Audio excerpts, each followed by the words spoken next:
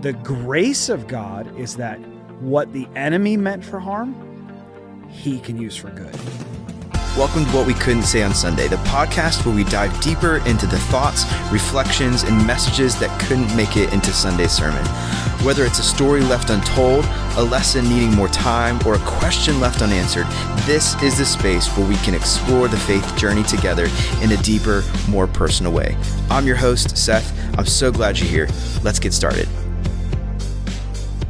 All right, hey, welcome back. We're so glad you're with us here for another week of What We Couldn't Say on Sunday. I'm Seth. I'm here with Pastor Kyle Reynolds, and we're looking at week 3 of Strike the Ground.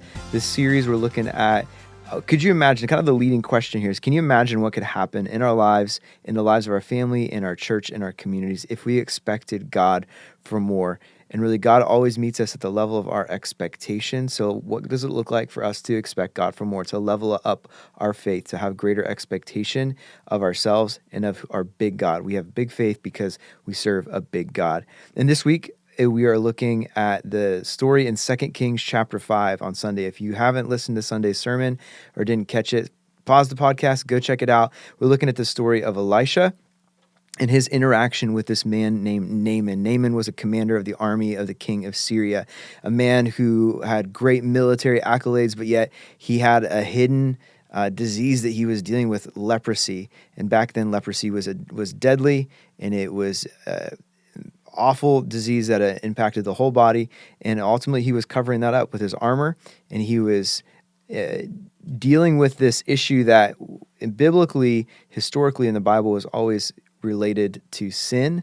Not that all diseases are related to sin, but in the story, that is what we're looking at here. And really, some of the points that came off of Sunday is one generation's complacency will always become the next generation's captivity. You can't let where you are dictate who you are, and only God can carry the weight of your sin. Leave it at the altar, and our altars on Sunday became what for Naaman was the Jordan River, this opportunity for him to seek restoration and healing by the way of God, and God used Elisha to do that. So stories of God's miracles done through Elisha. Really great story, really great Sunday. If you missed it, we're sorry you weren't there. Definitely make a point to join us this week as we close out this series. This is going to be our last podcast for the series. We're going to take the week off coming up here, but kind of closing out this series of Strike the Ground. Pastor Kyle, what was your takeaway from Sunday looking back? No, well, my takeaway was just a great Sunday. You know, I just love when you get an opportunity to talk about what our part in the blessing. You know, God wants to do the immeasurably more, but he also wants 100% of our obedience. And while we can't own or control the blessing, or there's not acts that we can do to ensure that we get a blessing, we can absolutely do and play a part in having an obedience. And so I don't know, we don't talk enough about obedience sometimes. It's just a key part of following Jesus is, doing it the way he says to do it, not the way we want to do it. Yeah, I definitely resonated with that obedience part, because in that story with Naaman, there was that place where I forget how you said it, rage quit. I think it was your term. He rage quitted on Elisha. He's like, no, I don't want to do it that way. I don't want to do it the way that you've told me to do it as far as seeking healing. I definitely think obedience has a lot to do with the issues that we find ourselves in, not just spiritually, but like literally physically. We experience the consequences of our disobedience, and we're like, why am I here? It's like, well, just look back at your life decisions and choices, and that'll add up. Yeah. I saw, it was, how they like small rural churches have the little quotes on the signs. On their signs and stuff. And I can't remember if it was like a social media post or I saw it in person, but it was a church that said, quit blaming the devil for your stupid decisions. But it's so true. We think everything is being done to us when no, we're just actually suffering the consequences of our choices. Right. And was it Naaman's choice to get leprosy? No, we're not drawing that line per se, but is it we find ourselves, there's all different reasons why we find ourselves in struggle and crisis, and who knows what that line is. But the reality is we do have a choice to begin taking the next steps out of our situations, I guess was the point I was trying to make there. We do have a choice in this. God calls us into action and doesn't just I mean, if you listen back to podcasts before, he doesn't just give us everything that we want. If he gave us everything we wanted, we would be in some ways in worse shape. That's, be honest with you, that's some of the challenge, if you will, of preaching out of the Old Testament, is because, again, leprosy is disease. And so you have an opportunity. I could preach this series as leprosy is cancer. He was a mighty man, but I'm not sure that's there's so much scripture about leprosy being equated to sin that I think we would do a disservice to the text if we taught it as a disease that wasn't in his control, though, I don't know if it was in control. Was it in his father's, the generational sin, if you will, of it? But yeah, I guess that's a perplexing question for people smarter than us. Well, yes. And I think there's a reality to your struggle that you find yourself in may or may not have something to do with what you did, right? Like your struggle could be a result of something, the choices you made, or the choices that others made, and you, just like the struggle that this girl was in the text, this girl who was trafficked into slavery, servanthood, who ultimately was the one who called out Naaman and said, "Hey, I wish he would go and seek out the prophet," because if she was saying "I wish," then that shows that she desired his best or his healing, which is some inclination. But like her struggle was not a result of her choice. So you're talking about these different characters and players that every person finds themselves there for different reasons. And that's such a theological nuance that we could camp out here all day, and I don't know that we have time all day. And if I'm honest, I would love to do a series or even a message on it, but I think it would be too controversial. But I'll say it here, and email me, we could talk. But I just get it bothers me when people say, "Oh, God did this to get my attention," or "God allowed this horrible thing to happen." No, he didn't. And I think that's the idea of like, Jesus is at the right hand of the Father.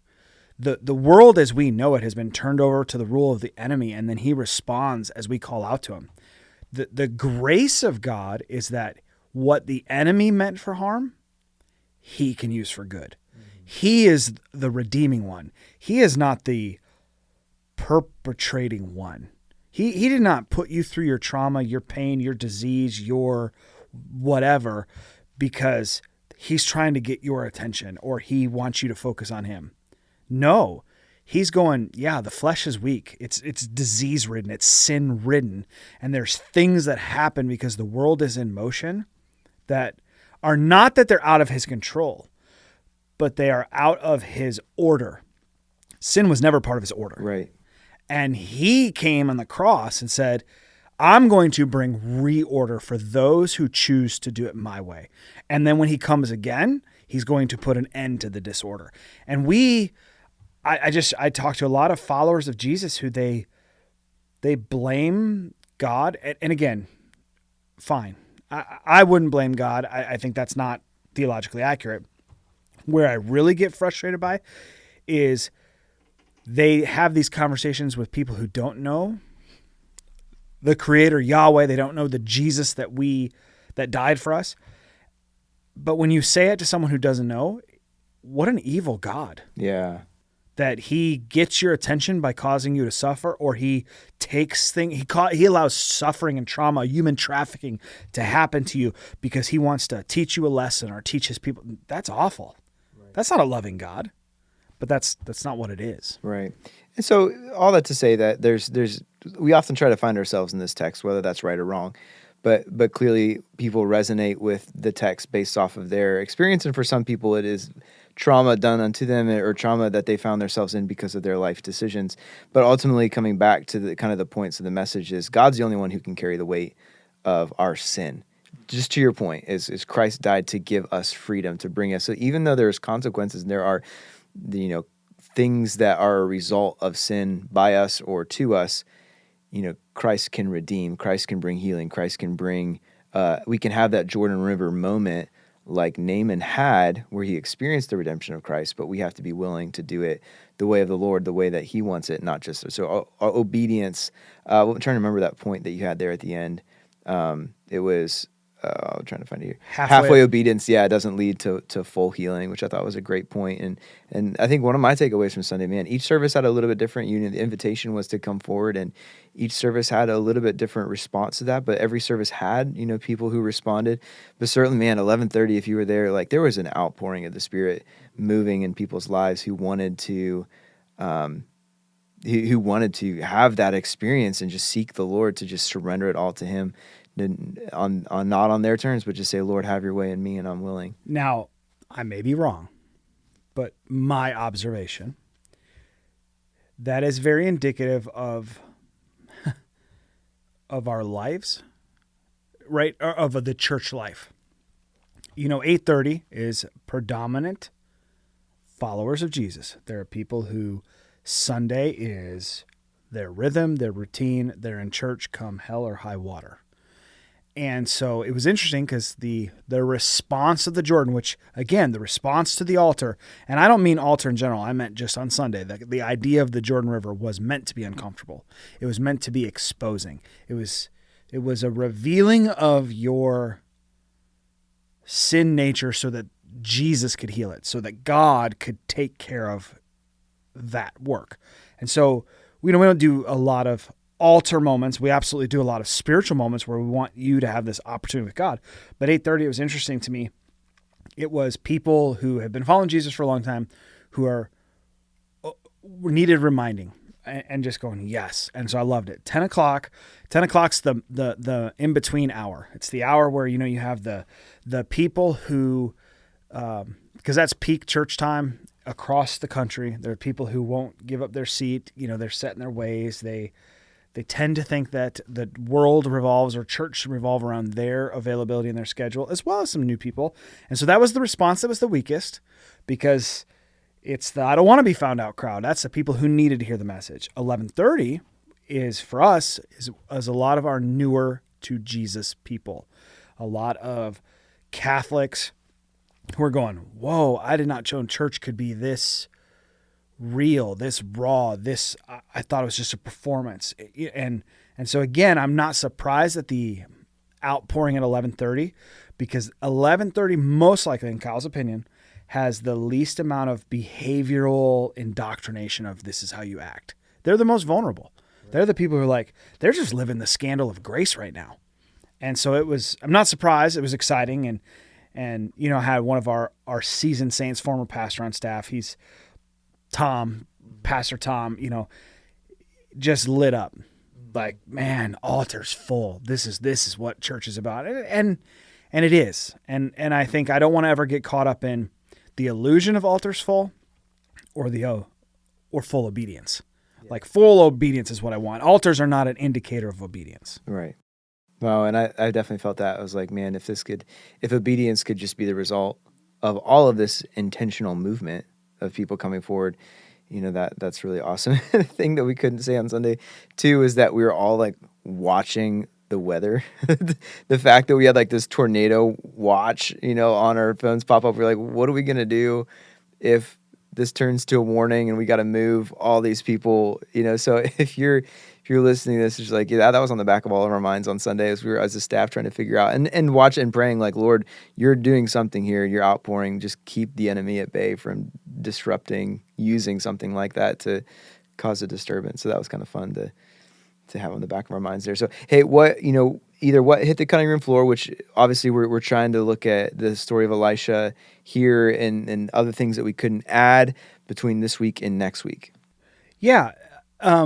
So there's like 3 or 4 kind of parts that have, and this is a hard, because we're going to, between chapter 5, which we were in Sunday, and then when we pick up on Sunday is chapter 13.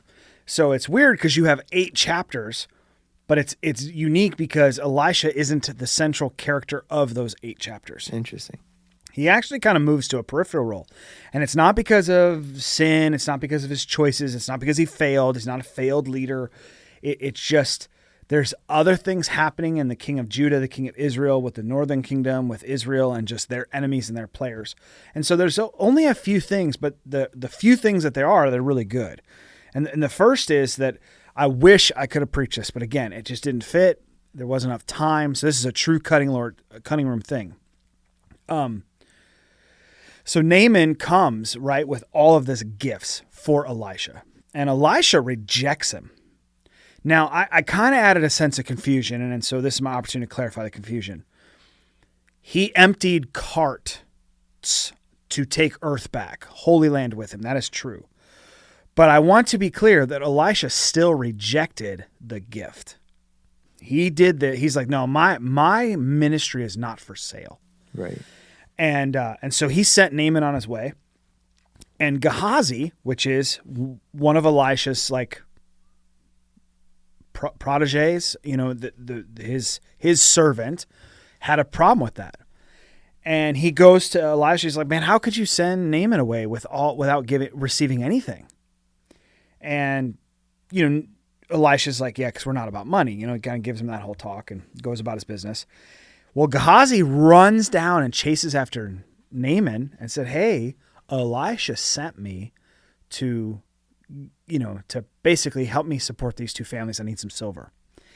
And Naaman gets off the car and he's like, whatever your master needs, take 10, double. So gives Gehazi more than enough. And Gehazi, these lies. I mean, he goes and hides this. He takes this for himself. And Elisha calls him. He's like, where have you been? He's like, oh, nowhere, master. I've just been doing my thing. And he's like, do you not know that my spirit was with Naaman when you told him that? And then he gives Gehazi Naaman's leprosy, which is wild to me because, crazy. Yeah. It's how crazy is a man of God could be a part of a healing, but also a part of a cursing. Mm-hmm. And now Gehazi has a punishment that is most likely going to be his death. A slow and crazy death. Now, what's even crazier, again, is this is not the end of Gehazi. It did not disqualify him from ministry. He actually finishes his life serving Elisha with his leprosy. Which is trippy. Yeah, it is, because it's like, how do you do that? I don't At know. a distance. I don't know. It's But if you're the man of God, what are you afraid of? They didn't have Zoom. Yeah. You could not. He wasn't a work from home. Exactly. He wasn't a work from home prophet.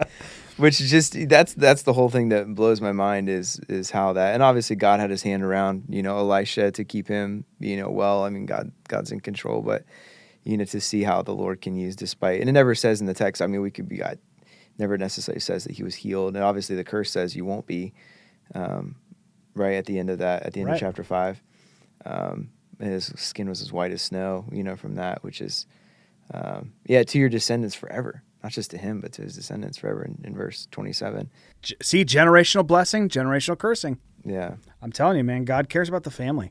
Yeah. It's crazy. So we cut that. Yeah, and again, part of the reason I cut it is because it's wild, it's crazy, it's one of those things that creates questions, and questions are good. I think if we could answer everything in Scripture, it probably wouldn't be as masterful as what Scripture is. It elicits a doubt, it elicits questions, it elicits, I need to know more. And so that's one of the reasons it's cut is because what do you do with that?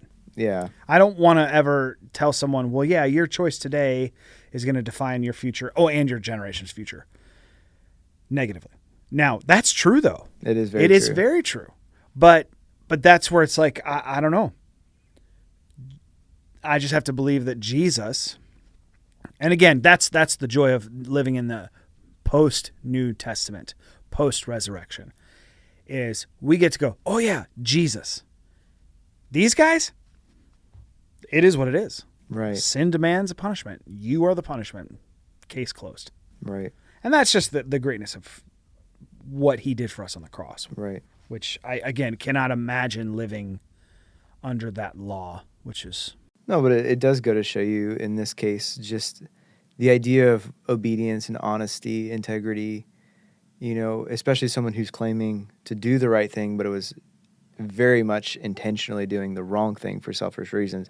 Like how much of what matters to the Lord is not the outward appearance of righteousness and doing right, but is the inward reality of walking with him in obedience and doing his will. And if we're saying that we're doing one thing and then behind the scenes doing the absolute opposite. That is against the will of God, and clearly here God shows. Now, what happens next? And if I could add 1 week to this series, this is the message I'd preach. Really?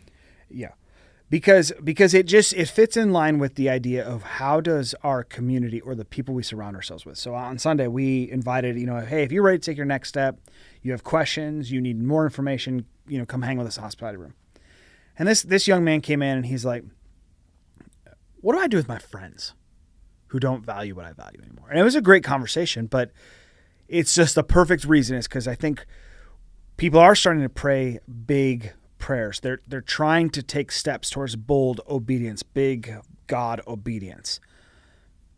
But then they're feeling this pull of the people around them. And so this is a weird community message, but Elisha, he's got this school of prophets. And I'll read this one a little bit. So this is picking up 7 verses, chapter 6. One day a group of prophets come to Elijah and tell him, as you can see, this place that we're meeting is too small. And I love that because remember, there was one. When Elisha was called, there was one prophet. Yeah. Elijah. Right. So now this school is so big, the building is so big, there's not enough space. And so to me, my point in that is when you start to have like strike the ground faith, like believing God for more, you're going to see that your platforms, your opportunities, your ministries are too small. And so my question is, are you around people who want to build a bigger, better future? Because if you're not, they'll become your lid. They'll throttle you down. Like see the world for its potential. So they go to Elisha and they say, let's go down the Jordan River. There's plenty of logs down there. There we can build a new place to meet. When they arrived, they began cutting down the trees. I love this because here's a bunch of pastors. Cutting trees. They're not interviewing contractors. They're not going and hiring people to do it. They're like, there's the lumber by the sweat of their brow. Let's do this. We want a better future. Let's labor for it. Mm-hmm. So again, when you have this dream, are you willing to work for it? Mm-hmm. Are you willing to not only surround yourself by people who see the world the way you do, but then you got to put in the work, which we've already preached that. But I think if you got to say no to using the context of saying yes to God and having to step out of things, right? There's always a point of tension of what that requires you to do. Is in your kind of judging that tension is, let's use this guy with his friends. Either his friends are doing something for him that he doesn't know that he can find someplace else in faith. Like, can I have the same type of community I had in the church that I knew outside of the church? And so that's a gamble, right? Like, based on that individual that you mentioned is like, will I find something better? Is God able to provide something greater? Or there's this tension. So you only know what you know in some ways is what I'm trying to say. So it's like you either have to say no to either some great things in order to take up, maybe something that on the surface isn't as great.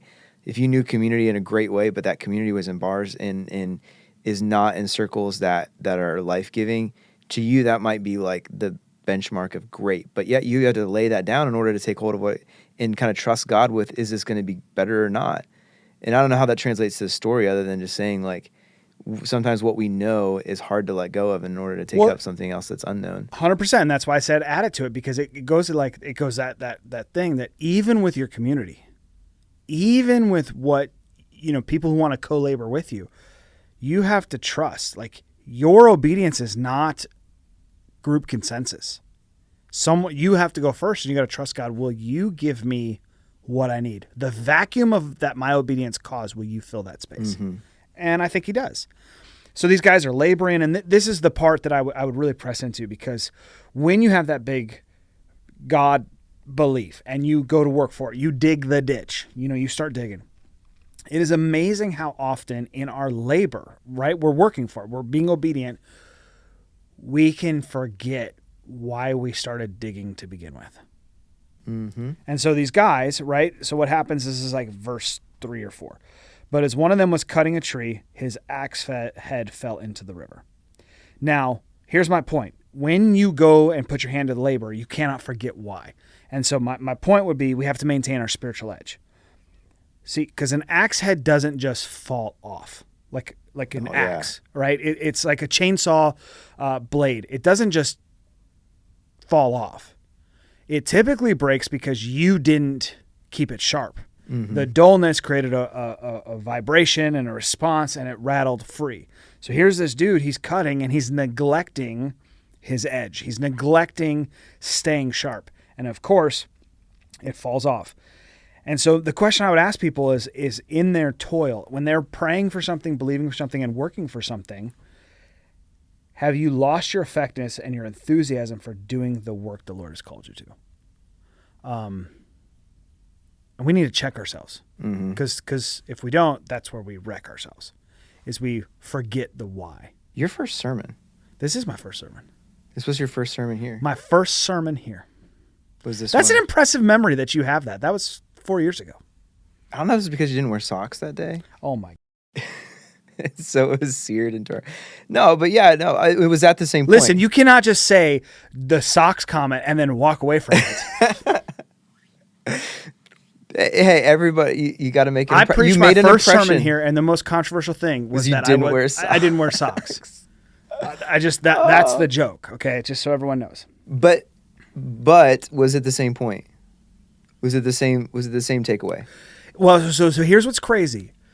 Because that's pretty cool to tie it up to like today. No, it is. I did not alter these points. I will absolutely tell you that what is the cool part is that the story was absolutely, when I preached that message 4 years ago, was absolutely written in isolation. Meaning versus a series, you're saying? Versus a series or inside of the life of Elisha. I gleaned things in kind of, if I'm honest, I had the mindset of what does building a ministry or rebuilding a ministry in a post-COVID landscape look like? That's how I got here. Okay. So for me, that's the change. Now it works. It did work. It worked then, but I think what's crazy to me now is I'm going, it's not necessarily the rebuilding, it's the new building. It's what does it look like when you are digging a ditch? You're believing God for more. So the lens in which it changed, but the truth didn't change. That's what's crazy. But I do think you think of a whole generation of the church, and sort of generation of the church. It's been 4 years. Was that 21? Yeah. That was summer, August of 21. July or August of 2021. 21. So we're, coming up on 4 years, basically. Yeah, because that'd be 4 years if we can do math live. There was significant change from then to now. And a lot of people who have come and have, been digging ditches. It's been a series of digging a lot of ditches to see the growth that we're standing in now. But I think it is a season coming off of this Seed to Soil campaign where we're looking to pay off debt. We've always had a phrase of looking to the future. That's never been shy. It's never been a question of whether we're looking back or forward. But yeah, I do think as a church, that's a very relevant, question for us to ask, is how we've been grinding in a lot of great ways, grinding at getting the right ministry built and saying yes. And certainly if people are newer to the podcast or newer to the church, like I hope that it's easy to see that it takes a lot of hands to do the work here that the Lord's called us to do, to build the next generation, to be a voice of hope and truth in Lake County, Northeast Ohio. Like, we are very much called to that, but you got to stay sharp and you got to be willing to. No, you're 100% right. And I would say it this way, and this would be what I would add, which is curious if I were to just preach that message again, because there's times when you need to be retold something. And here's what I would add is yesterday's grace will always become today's problem if you don't maintain your spiritual edge. Mm-hmm. So I'll give you an example. I mean, when I got here, we were a ragtag staff. I mean, it was not a lot of people. And you had Jim Davis doing this thing. You were on worship. We had Elliot over here. We had Bob who did facilities but wasn't here on the weekends. We had a part-time kids director who predominantly scheduled. And so it's just interesting because I'm coming out of this podcast after, meetings about what are we doing this summer in kids ministry and what are we doing in youth ministry and all these things. And I'm going, man, no one cared because there was no staffing. Yeah, there's no oversight, yeah. And again. Even the building. And they graced it away. Yeah, the building. I mean, yesterday's grace is today's problem because we have forgotten what really matters. People. Mm-hmm. People. So I cut you off. Did you make the point you wanted to? No, get yeah. out with this? It's just that things fall apart when you become dull. Yeah. And I had a story, you got one guy cutting a tree, or a competition, two guys cutting a tree. One guy, takes a few swings, sits down, and this dude just tirelessly swinging. Well, when it's all over, the guy who kept taking the break wasn't really taking a break. He was sharpening his axe. He had cut twice the amount of wood. Mm-hmm. And so that's the thing. When you labor effectively. Mm-hmm. When you dig a ditch, I want you to understand, like, steady wins the race. You grinding for a year and not Sabbathing is not going to get you further down the road. It's just going to wear you out faster. Yeah. It's putting your hand in the plow in a wise sense. Don't forsake the Sabbath. Don't forsake the work. Don't forsake the journey that God's on, because the end game is far beyond what we understand. We could sit there for a very long time, because you can get into the whole idea, and I hope sometime I'm sure we'll cover it at some point, but just the idea that sometimes spiritually we want to, God, look at the Martha, look what I'm doing, look what I'm doing, look what I'm doing, look what I'm doing, look what I'm doing, look what I'm doing all this stuff, because then and there's like, well, what was that point? Activity is a terrible trade-off for intimacy. That's what I was trying to say.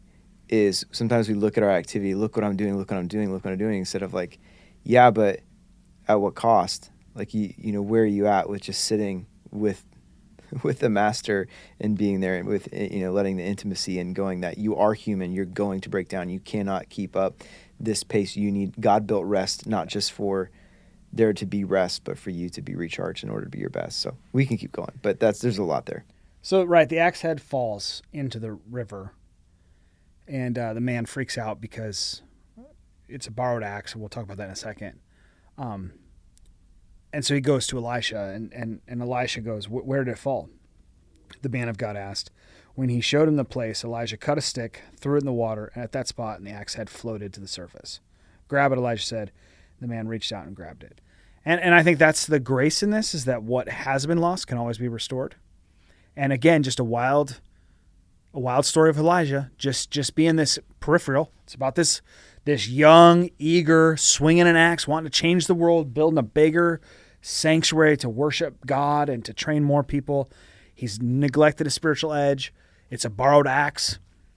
He loses it. He's like, oh my gosh, how am I going to afford this? How am I going to pay for this? And Elisha's just like, where was it?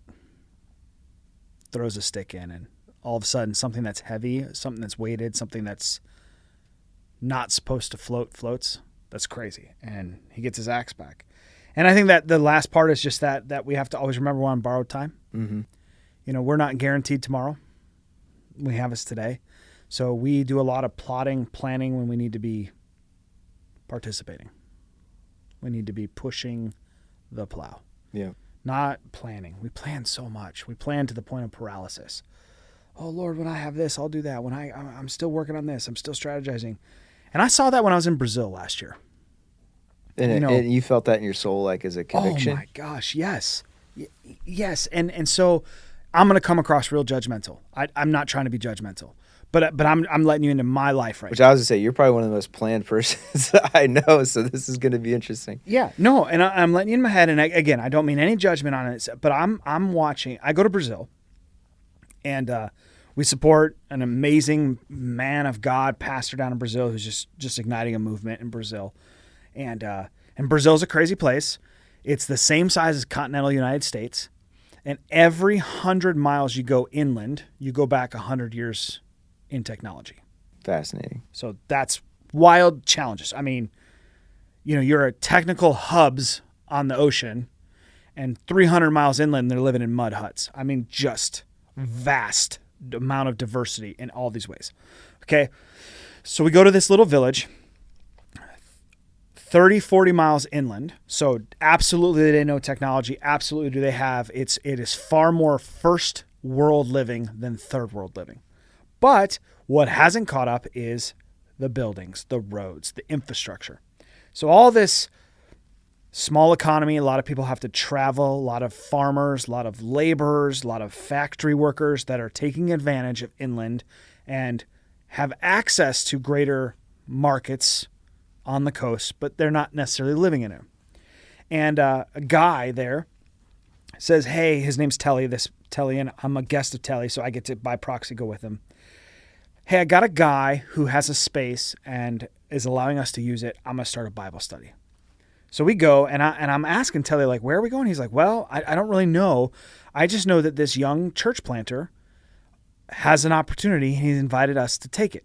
And I'm like, what does that mean? He's like, well, one of our elders was with me. He goes, I want Wayne to share his testimony. Kyle, you could say something if you want. I'm going to interpret, and we're going to sing some songs. I'm like, cool. So I show up, and I think we're going to like a small group meeting. We walk into this school that was an old Catholic nun house. I don't know what they call it. Convent. Yeah, that's the word. Abandoned because the Catholics pulled out. A voodoo doctor and took it and so used it for witchcraft. Then some guy, because he had nothing for his kids to do, bought it out of like foreclosure, dilapidation, just paid the whatever property tax on, picked it up, and started an after-school like care center, sports. Place was run down. He says that this dude can use this building. So we go in there. There's 50, 60 people in there. This is no small group. Right. We're all sitting in what was once the cafeteria. We're sitting in a circle. Dude's got a guitar. Literally, it's Elisha, grab me a musician. I mean, we just start worshiping. The entire atmosphere of this room changes. Wayne, our elder, starts sharing his testimony. Telly's interpreting. He doesn't even let Wayne finish sharing his testimony. And again, they're speaking whatever the language is. So we're being translated. Portuguese or something. Yeah, I should probably know, but I don't. So Wayne and I just keep looking at each other because Telly just goes off and he just starts preaching the gospel. And next thing I know, we're seeing hands fly up everywhere. But you have no idea what's going on because it's in No Portuguese. clue. No clue because it's in Portuguese, and no clue because Wayne didn't even finish his testimony. Wow. But whatever he said was enough that the gospel, 27 people get saved in front of us. And I'm like, what just happened? The dude who owned the building's wife was one of the people that got saved. He's like, this is insane. The guy immediately after the meeting goes, hey, you can use this place every Sunday. Telly looks at me and goes, we just planted a church. We just planted a church. Like that easy. From small group to church. 1 hour. And then I have a buddy, right? Former staff member planted a church. He's going on a year. I mean, right? It'll be a year before he plants. And again, I'm no knock on Curtis, no knock on that. I get it. I'm a planner. But why is it so easy other places? And is it so hard here? And I think it's us. I do. I think it's us. And I don't hear judgment. Mm-hmm. I'm going, I think we make being obedient so much harder than God intends it to be. Oh, we do. But you cannot listen to these things in isolation because I'm sure there's in how many weeks we're going to have a sermon that says, God calls us to know the status of our flocks and our herds, like to bring order and clarity, which there is all that stewardship. Absolutely. Right. Like there is a balance between doing the best with what we have and planning and being, prepared, but also just not letting a means of worship, which preparation, I believe, is a means of worship. When we prepare our hearts for Sunday to be together, not that Sunday is the only moment of worship, when we prepare like holistically, then I believe it's in the preparation that we're also worshiping, but yet we're on the other side being willing to be obedient in the moment and responding to God's grace is an absolute act of worship. So there's everything is worship, and there's a balance between those two, and you can't listen to them in isolation. But we can't let one thing be so much limit. Oh, I'm not prepared to give. I'm not prepared to share the gospel. It's like there's things that God does not need us to be stingy with, and the gospel is one of those things. Yep. And because He can, multiply so much, so we cannot be stingy. Well, and then that's, to be honest with you, that's a little bit of heart behind the Seed to Soil campaign. Us just desiring to kill our debt, not so we could save money, so that we have more money to spend. Mm-hmm. Because again, this is Kyle. I'm a ruthless planner. You said it. I know what I'm doing a year from now. Like I am working on Easter next year. Now, listen, I do listen to the Holy Spirit, and I do change a lot, but long runways create boundaries that help me create. So that's why I prefer it. So I get in the car. We're driving home from this church startup that happened. I said, how are you going to pay for this? He's like, I don't know. I'm like, what do you mean you don't know? He's like, well, now I got to go find money. And that's the seed to soil part where I'm going, man, I just watched in 1 hour a church start. And the simple response is, well, what God started, he'll see through. So I'll go find money. And I'm like, man, what if we could be the bank? Mm-hmm. What if we could just literally give people permission to respond? And that's the and then support part of seed to soil. We're going to take some of our money that we've been paying to a bank to go, man, let us be gasoline to what God is up to in parts of the world that we don't know. Right. Through relationships that we do know. Because and that's why I have to take a step back and go, perspective, which is the story of the axe here, axe head, is to go, because God can just make it float.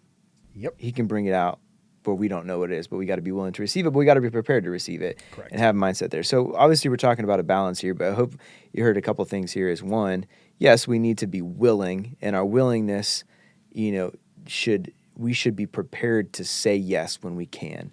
And prepared and be willing to say yes when the Lord brings something in front of us to step into. And again, we shouldn't be stingy with the love of God, the grace of God, truth of God, and then the gospel, just to give those away, because there's no shortage of that. Now again, right? Keep going, because there's a wild left turn coming that literally perplexes me. Here's the wild left turn. So right out of this story, okay, so chapter 5, we heal Naaman. Then we deal with the sin of our own house, Gehazi. Then we build a new church. And then in the very next verse, verse 8, so the axe head floating was verses 1 through 7. In verse 8, we are at war with Aram. We are literally, Israel is at war, under the command of the guy we just healed? Maybe. I don't know. Yeah. We don't have a concept of time in this.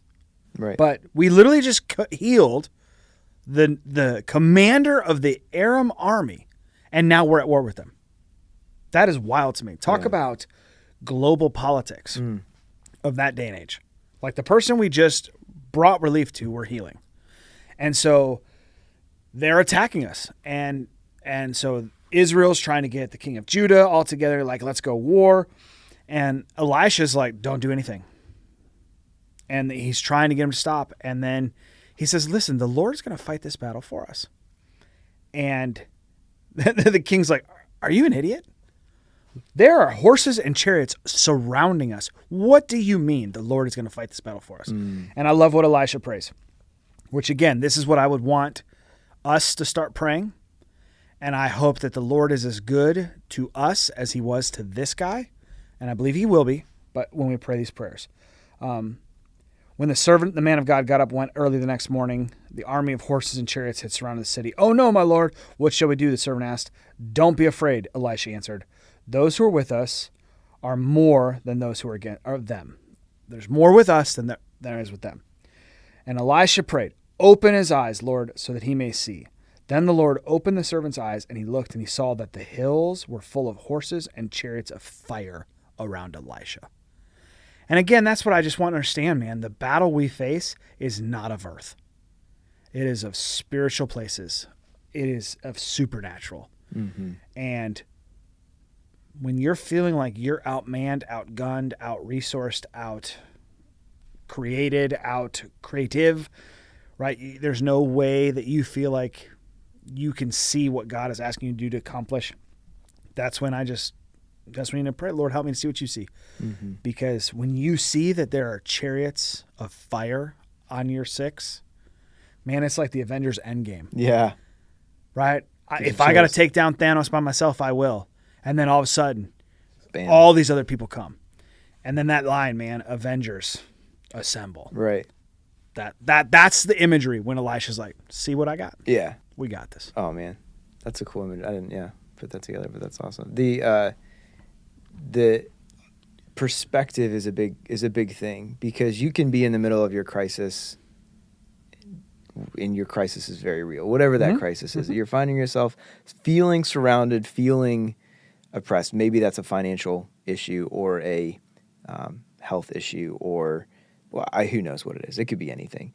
But when you're able to step back and go, perspective change. It doesn't have to be visually seeing chariots of fire and horses of fire, but when you're able to see that the kingdom of God and who God is bigger and outside of our world than just simply sometimes being in the Word of God and getting that glimpse of eternity and the magnitude of the size of who God is and what He's calling us into, and that eternal perspective just shifts our mind away from going, you know what, this thing I'm stressing about isn't really worth stressing about. And here, obviously, God is meeting a physical need with a spiritual reality. I mean, that was very much real, chariots of fire. But even for me this past weekend, dealing with, stress that we deal with just as raising families and kids and homes and just the realities of, like, I don't normally do it, but I kicked on The Chosen one night just because I was like, there's nothing else to watch. And I watched it, and I was like, just simply simmering in a reality shift, a perspective shift, helped me go, you know what? Yeah, this is different. Like, God is different. And than just the things that I'm dealing with here. And I can, having that perspective of who Christ is and what He called me to, and His concern and care for the world and what He calls us to be in the world is so much greater than, things that we get caught up with and things that become important to us that are really minimal in the kind of big picture of stuff. So just having that perspective can really help us see beyond our circumstance, the greater kingdom reality. And you're 100% right. And I would just reiterate, you didn't need reiterating. What you said is great. But I think that's the power of prayer. It doesn't always change our situation. It might change our perspective. Yeah. And that's that eternity in mind. That's when we recognize, hey, we're not of this world. Like, death is not the end. The finish line that the rest of the world operates on is no longer our finish line. Mm-hmm. And I think we just need to play at that level. Yeah. We need to believe at that level. And we need to strike the ground at that level. Mm-hmm. And that's where Elisha, it's interesting because from here on, what happens is his control over keeping the peace, preventing wars, preventing people's sin begins to unravel. His obedience doesn't unravel. Sin nature in those, and the refusal for people to be obedient unravels. Mm-hmm. The king of Aram comes to him and sends money, and this servant that's with him, and he's like, hey, is my master going to make it? And what a weird exchange, because Elijah looks at him and says, no, he's not going to make it, but don't tell him. And then he starts to cry. And the guy is like, why are you crying? He's like, because you're going to take his place. And then you're going to do atrocious things. You're going to do genocide. You're going to kill women and children. You're going to cause the people I love to suffer. But I'm not supposed to stop you. And that's just wild. And then he goes and anoints another king of Israel. And that's kind of where we're going to pick up that story, is what happens in that unraveling. But what doesn't unravel, that's what I want to point on, is that when all around us seems to be unraveling and things don't go to our way, we think politics aren't going our way, the world isn't going our way. When it seems like it's unraveling, don't lose hold of your faithfulness. Yeah. Because God holds such a bigger and better picture together. And that's where Elisha, we're going to see, ends his life, but he finishes the race well. Yeah. And that's what matters. And again, when he stands before God in judgment, it's going to be well done, good and faithful servant. And that's all that matters. And so when you have to stand before God in judgment, will the same be said of you? Yeah. Well, with that, we hope that this was helpful for you, kind of unpacking this in between this week 3 and week 4. Definitely join us this weekend as we close out the series. It's just been a really good series. Hopefully it's been challenging for you to just have that eternal perspective, expect big things with big God, but to be obedient. And what is the Lord calling you to be obedient with right now? Thanks for joining us. Thanks for joining us today on What We Couldn't Say on Sunday. We hope this podcast helps you dive deeper into God's Word and possibly answered some questions that you may have had from Sunday. Don't forget to check out our website for more information about Friends Church and all that is happening. We hope to see you this weekend.